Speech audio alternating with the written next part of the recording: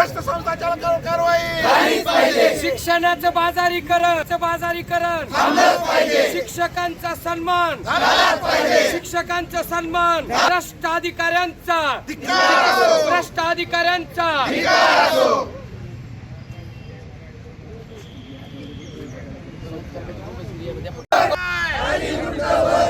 मनमानी कारभार करणाऱ्या संस्था चालकांवर कारवाई, भ्रष्ट कारभार करणाऱ्या संस्था चालकांवर कारवाई,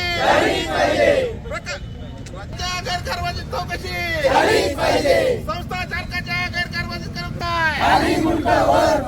मुजोर संस्था चालकांना पाठराखण करणाऱ्या सहाय्यक संचालक क्षीरसागरचं करायचं काय?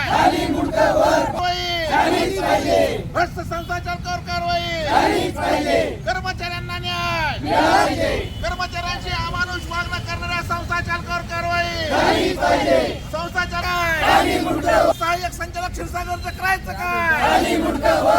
भ्रष्ट कारभार करणाऱ्या आश्रमशाळेची संस्था चालकांवर कारवाई। JNT अंतर्गत ज्या आश्रमशाळा आहेत त्याच्यामध्ये संस्था चालकांनी स्वतःचा मनमानी कारभार चालवलेला आहे। संस्था चालक, अध्यक्ष, मुलगा मुख्याध्यापक म्हणजे शिक्षक, सून नातेवाईक अशा प्रकारे एकदम प्रायव्हेट लिमिटेड त्यांची कंपनी आहे आणि इतर जे कर्मचारी आहेत त्यांच्यावर यांनी शारीरिक, आर्थिक आणि मानसिक छळ लावलेला आहे।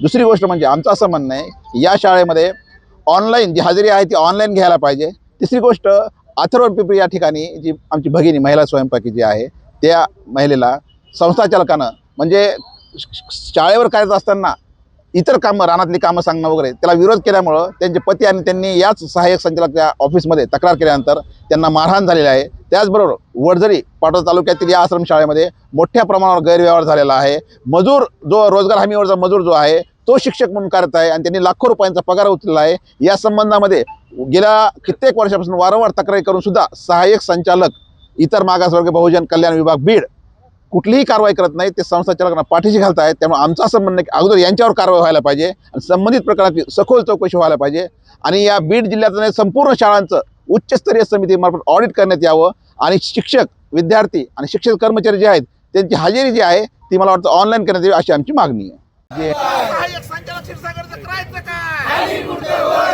कर्मचाऱ्यांना न्याय, कर्मचाऱ्यांना न्याय, भ्रष्ट संस्था चालकांवर कारवाई, शिक्षणाचं बाजारीकरण